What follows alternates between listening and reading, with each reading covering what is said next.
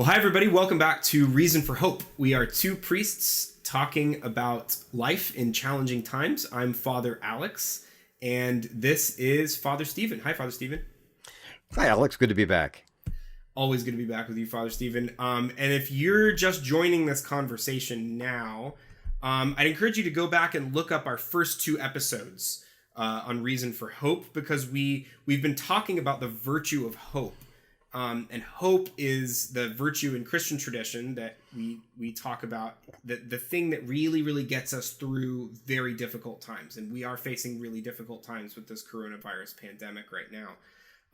But we made this really important distinction, you did, Father Stephen, that real hope is more than just wishful thinking.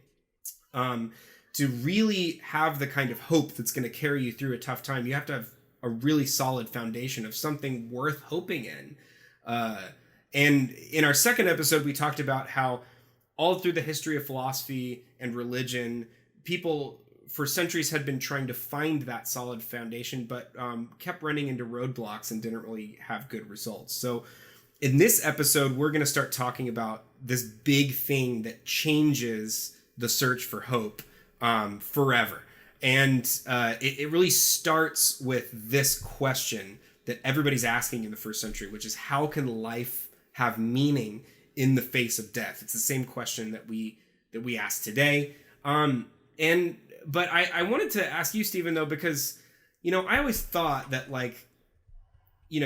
religion was just, this is how religion was always explained to me, is that, okay, well, life is hard, especially for ancient people.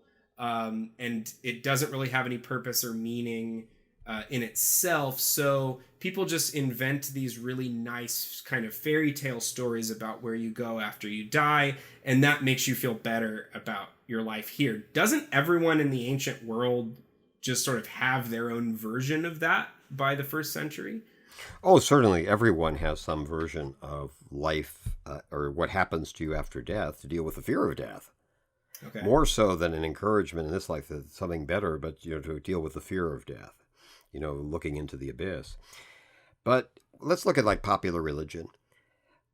The afterlife. Now, if you were Pharaoh or if you were Caesar, it could be pretty attractive. If you're Caesar, you might actually graduate and actually become a god yourself. They called it apotheosis. So if you're really good Caesar, you might actually have the Senate declare you a god. So you had a career path. But for most of us, the afterlife was not any place anyone would want to be. It tended to be seen in popular view, frankly, as a land of shadows, and most burial customs were to stop bad things happening. How do we avoid ghosts going around? The idea is, if in the Romans, if you didn't have this coin put in your mouth to pay Charon to go across, the river Styx, you could be stuck sort of wandering forever, in this sort of shadow land, a place no one would want to be. And so basically the afterlife is saying, well, it's not a place anyone really wanted to go, and there are all sorts of bad things that could happen. It's sort of like prison. You could hope for a good cell. Okay. I see. So this isn't really answering... People weren't waiting to die. Question. People did not see their death as giving meaning to their life. I see. Okay, but we also talked about the philosophical scene. Don't philosophers have something to say about life after death at this point? Yes and no. I mean, they do talk about the immortality of the soul, but to the degree which the soul is my life force, is it really me? For example, a lot of philosophers believe the immortality of the soul, believe in what we call the pre-existent soul. If it's immortal, it means it must all have been around. So if I've been around forever, all I remember is, and I'm a pretty old guy, but it only goes back a number of decades. Okay. So what's the value of a life that goes on if I don't have any memory of it? It's not, is that really me? Okay. And if my soul goes on, is it really me? Is that going to take care of my horror at the thought of death, the end of me, knowing there's some sort of life force? Is that sort of like being in a coma forever? Your life is going on, but you're unaware of it and not somehow meaningfully participating in it. Or am I simply being joined to the universe, like with the Stoics? The whole world is sort of a cosmic soul. And so when I die, it's sort of like being, what is it, the circle of life type of idea? Oh, yeah. Again... So sort of a metaphysical version of that. In you die, your body goes into the ground and feeds the plants. It's a that poetic eat the world. thought, but it's not. Yeah. It's not. Doesn't give meaning to this life or what I do in this life. Sure. So Regardless of your what's going to soul- happen, I'm going to be part of my lawn. Okay, yeah. So your soul is not necessarily you in the same way that Yeah. your body, we don't experience our body as being exactly identical to us. So if your soul goes on, that's not really very helpful. Not necessarily consciousness. Yeah. No. Okay. So all right, well that's also depressing. That's not really helping. But what about the Jews? So we Christians worship the same God as Jews. But don't the Jews have some kind of version of the afterlife that helps them out? Some do, some don't. By no means at the time of Jesus was this the universal opinion among Jews. Actually, very serious portions of the Jewish population, well-placed people, the high priest, the priestly families in the temple, did not believe in the resurrection. Oh, wow. They saw themselves as being, I mean, they were very, very opposed to it. They taught against it. They saw themselves as being fundamentalists. As they're saying, those newfangled things, those prophets and things, they have some merits, but, they're not like Moses. Moses talked to God. I mean, yeah. And they're saying we all agree on that. And they said we don't buy that there's any resurrection in the books of Moses. We think that's sort of a later idea. And so we see throughout the New Testament a constant going back and forth between the Pharisees and the Sadducees disagreeing. So if you're a Jew, you're saying, well, some of our theologians think so, but some of the best theologians don't. Okay. So it's hard when even your faith doesn't agree on this. I see. So that's, and so all of that. So we've got popular religion where, there's an afterlife, but it's not really a place you want to be. With philosophy, we've got some speculation that's also not terribly encouraging. With the Jews, we've got a mixed record of so you're saying there's factions within Judaism saying one thing and another saying another. And none of that really answers what we started the series with, which is to really have hope. You need to have actual knowledge, real evidence of God. Of a meaningful life after death that would give meaning to this life. Yeah, exactly. So in the first century, we get that. We get meaningful evidence of a life after death. So tell us about that. What happens next, and where does that happen? What happens is the most unexpected spot. In our country, when you look at the news, you expect every night to see a story from New York, our financial capital, something from Washington, of course, with politics, and you expect to see cultural things coming out of the West Coast, Los Angeles, San Francisco, and things. Yeah. We expect those are the places where things happen. Mm-hmm. Okay. And the ancient world, the same thing. We expect Rome with money and power. We expect the Greek world, Athens, Alexandria, and things when it comes to culture. Mm-hmm. But no one expects anything really out of Judea. It's sort of, we're from Illinois here. It's the Peoria of the ancient world, and a lost corner of the ancient world. Oh, yeah, no, that's true. Sorry, Peoria. I basically known for its tourist trade. It had a tourist trade because of the strange temple that a lot of people with a strange religion went to. Okay, but that was its claim to fame, of this beautiful temple. But otherwise, it wasn't a place that was culturally or politically or financially important. Of Jerusalem, not Peoria, right? Yes. Yeah. Okay, got it. Got it. Cool. So this is. Tell me. So I'm a citizen of the Roman Empire, and I hear about this thing that has happened. So what am I hearing? Well, what we hear is, amazingly, is that we actually have someone. We're not talking about a ghost or a vision or a dream, we're talking about a whole bunch of people have had individually and corporately experiences of someone they knew who was, and actually there were a group of people who followed this itinerant Jewish rabbi. He's executed. He gets politically involved. People say, he gets executed. Yeah. If you're a Roman, say by our own people. Yeah. They executed him, and they're here to say, no, he's still alive. Okay, so and there's no way he could still be alive. I mean, he actually had his side was pierced, open. The guy's dead. He was dead and buried, and yet everyone says we have here saying, no, the guy's alive. There's a lot of evidence, not visions or something or talking. I mean, a lot of people are seeing him, talking to him, eating with him. The guy's alive after this fact. Wow. So this is Jesus of Nazareth dying and rising from the dead. That's this evidence of life after death that we that we experience now. A guy who's really dead and buried. We're not talking about somebody who, well, maybe it was he went into a deep coma and sort of come. No, we're talking about somebody who was hanged on a cross, who actually, when he died, to make sure, they actually put a spear all the way through his heart, and the blood and water come out of his heart. The guy's dead. Yeah. They bury him, and yet he's popping up. I mean, there he is. He's around. A lot of people are seeing him.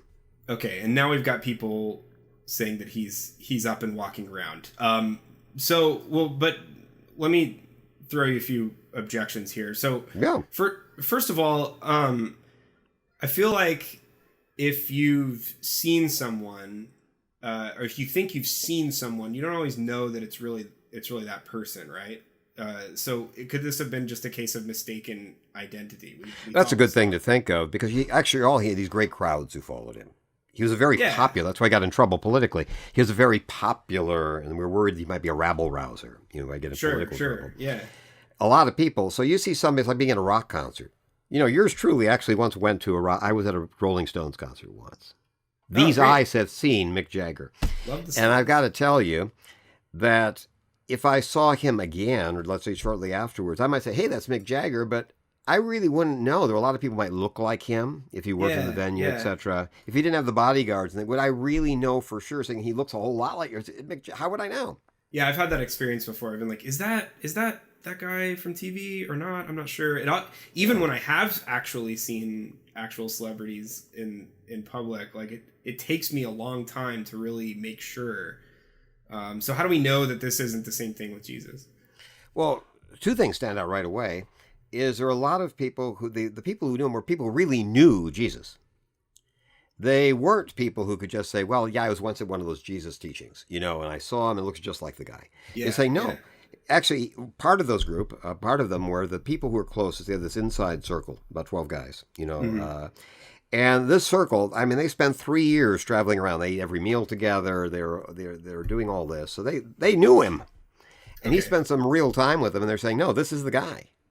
Everything. The kind of, somebody, you sit down there, you see how they eat, this is him.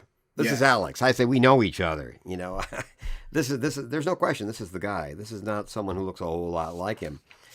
And also, it's not like, we all heard the story from this guy we all trust. They're individual. There are a lot of different stories from different places coming together that are consistent. So one thing I learned, I was a CPA. I still am, but I'm retired. Yeah. But I was an active CPA for 35 years. And I've got to tell you, I started out as an auditor, of course. Most of us do. And as an auditor, we actually had we had a fraud unit. And I had a really good buddy who ran that unit. He's also an attorney, a litigator.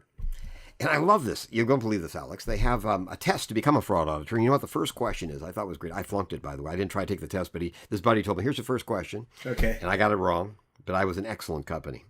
It's like this. You're an auditor, and this happens when you're an auditor. People come up and they have suspicions, and they'll come to you and say, hey, while you're here, can you look into this? Okay. You want to encourage that. So let's suppose Sally comes up to you and says in the office, you're auditing, saying, hey, I think you should know this. Bill is coming in on Saturdays and taking his pickup truck out to the dock, and he's taking stuff. Uh-huh. So the question was, okay, what's the question? The first question you ask Sally. And here's what most people ask. Something like, what's he taking? Is he doing this every Saturday? Is anyone helping him? Etc. If you say that, you flunk. The right first question should be, well, how do you know that? I see. And you get different answers. You might say, oh, I've seen him. I've been on a Saturday. I just came back. But more often it's something like this. Oh, that's what people are saying out at the docks.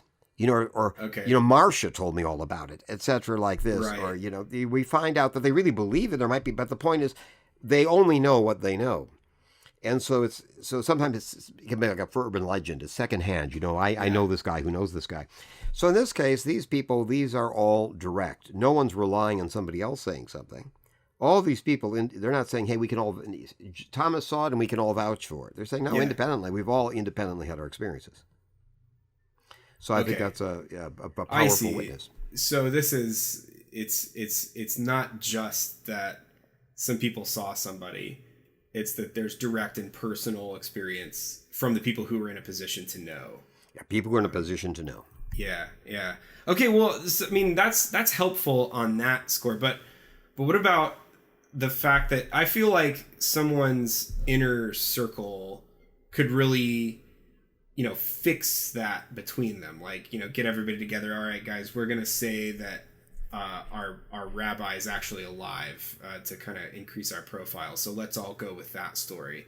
Or I don't know, maybe it was more honest. Maybe they were really grieving or something, and everyone just kind of succumbed to this sort of shared story that wasn't really true, but they really felt like it was true. So how do I know it's not just going internally within these 12 guys? There are a lot of different things you brought up there that we should cover then, I think. Yeah. First of all, one thing that's very important, we might say, well, gee, it could have been a one-time thing, is this happened over a 40-day period.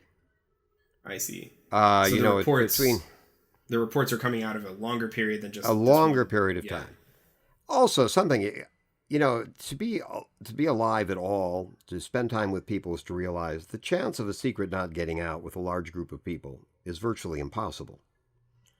No one ever says, hey, we've made this up. I mean, no one anywhere. You'd think, and there were plenty of enemies for Christianity. It stepped on a lot of feet. And they would have pointed out these people. Hey, they're like, there are people here who come out and said, no, that's not true. I was caught up with this. No one ever denies this later on. And also, they weren't looking forward to it. It's not like wish fulfillment. You would say, well, gee, the guy said he was going to come back, etc., and we're waiting for it, and we can sort of confirmation bias. This is what we expect, so we find it. It's the opposite. All the people, he did talk about this, but they thought it was mystical or something. What we have from every account is no one thought for a moment he was coming back. Okay. When somebody would first tell people, they would say, you're crazy. Oh, come on, stop it, already. It's like cringy. He's gone. He's dead. Too soon. Leave it alone. Yeah. And just when they kept coming in things like Thomas, people said, look, I'm not going to believe it. Look, guys, it's cringy. Yeah. And he said, unless I see it myself, and I mean, I really see it. I want to put my hand on the wounds. I've said, I just don't believe this. This is not where, this is a crazy old wives' tale. And he has this. So we have, again, a lot of people. And by the way, it comes in groups. One time we had over 500 people at the same time, over 500 people. At other times we have smaller groups, like a group of 10, a group of 12, a group of 11 rather. Uh-huh. We have smaller groups of people, like 3 women. We have people, individual appearances. So it's not a matter of it's one time a group hallucination. Sure. All sorts of people in different circumstances over a long period of time. And no one says, I don't know what I was thinking, especially when things turn sour. They're getting persecuted. No one says, oh, I'm so sorry, I got carried away. This is crazy. Mistakes I meant were made. Well.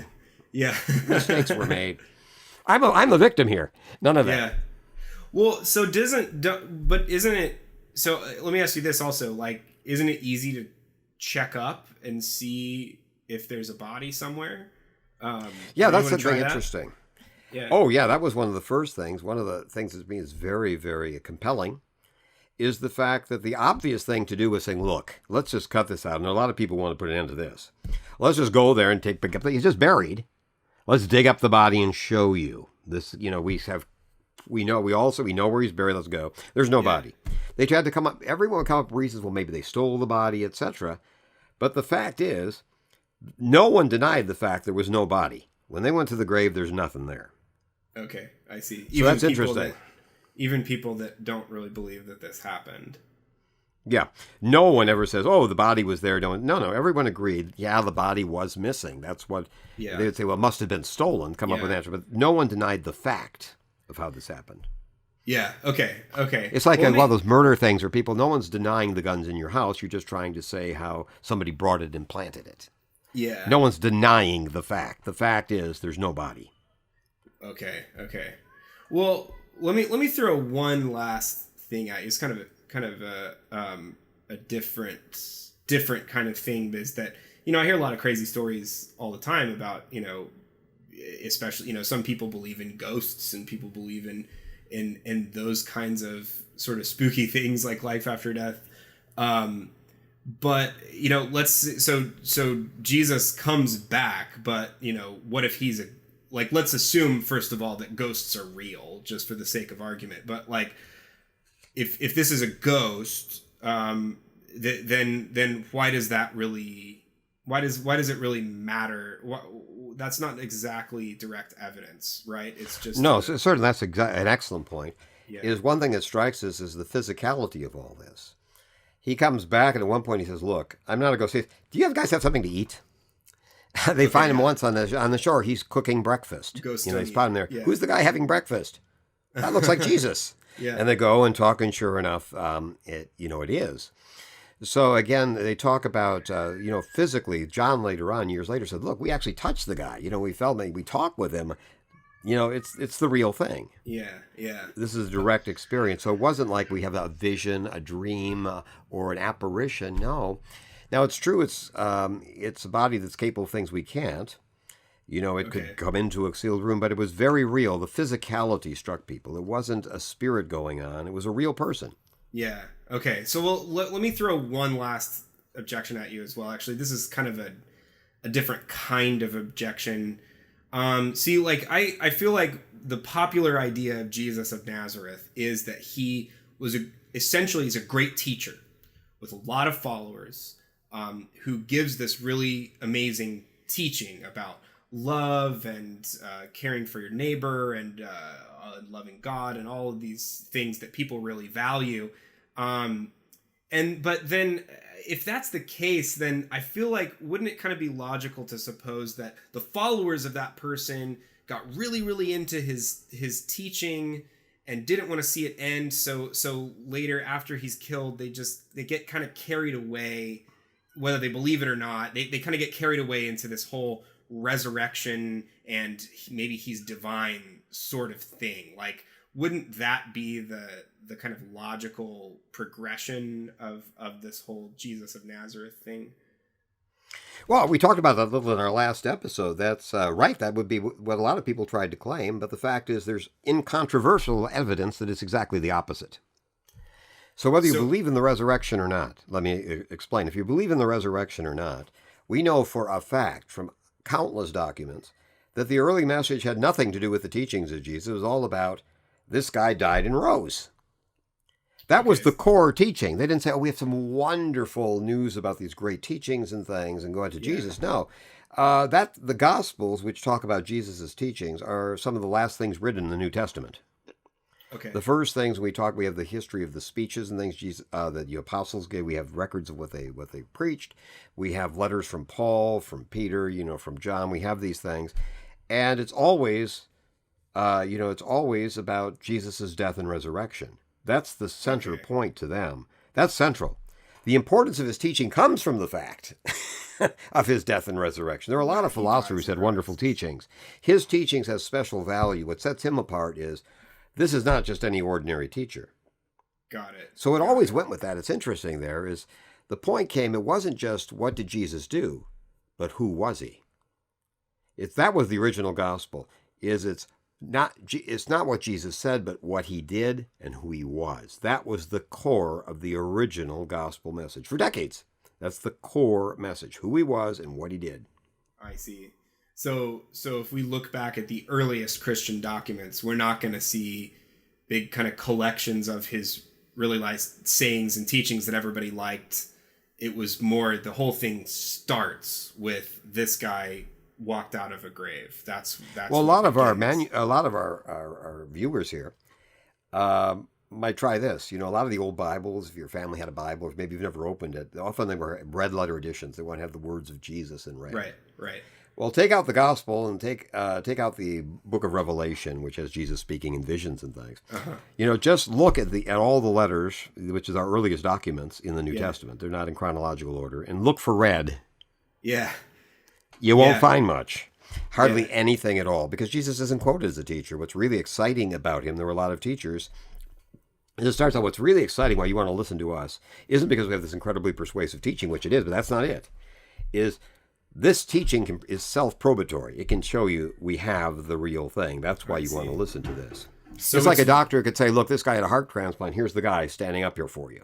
Got it. This is why I'm saying this treatment works. Okay. As opposed to people saying, I have this theory that you can transplant heads. Sure. So Jesus' resurrection provides us with this direct experience of meaningful life after death.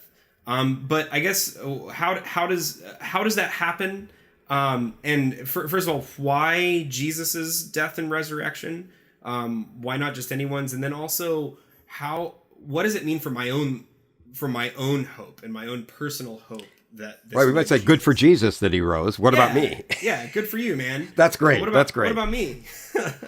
That's an excellent point. I think that merits another podcast. Okay, all right. Well, we'll leave it at that. Well, thanks guys for joining us, and we'll be back again to answer that next question. Why does it matter for you that this guy died and rose from the dead?